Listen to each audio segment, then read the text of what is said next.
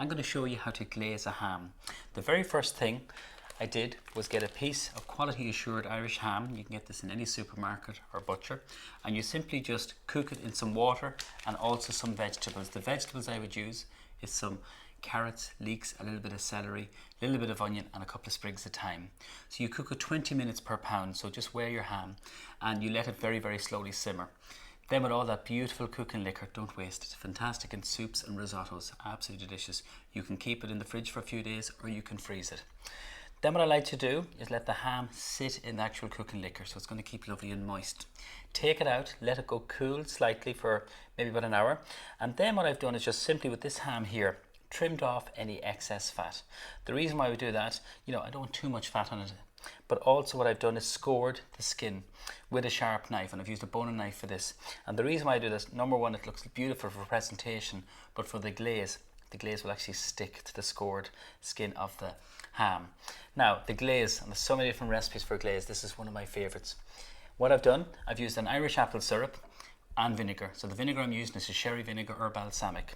Put it into a saucepan, and I've cooked that with some mustard and also some allspice, so it's beautiful, fragrant and absolutely delicious.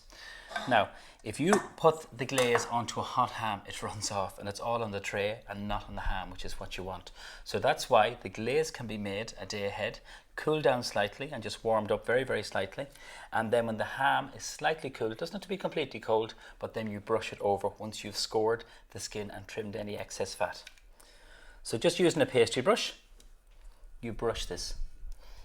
And you'll have to repeat this process 3 times.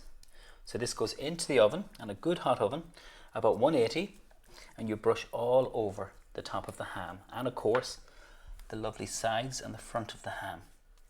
So make sure you fill in all the little crevices there and the little slits that you've done with the sharp knife. Using a pastry brush is much easier than spooning it on. You get a more even coating of the glaze. So at this stage, then we would put this into the oven, and you do this process 3 times, and what you'll end up is the most beautiful piece of ham that looks like this.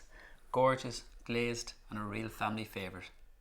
And remember, always choose food with the Board BA quality mark, so that you know where your food comes from. The quality mark is your guarantee that it's been produced to the highest Board BA standards.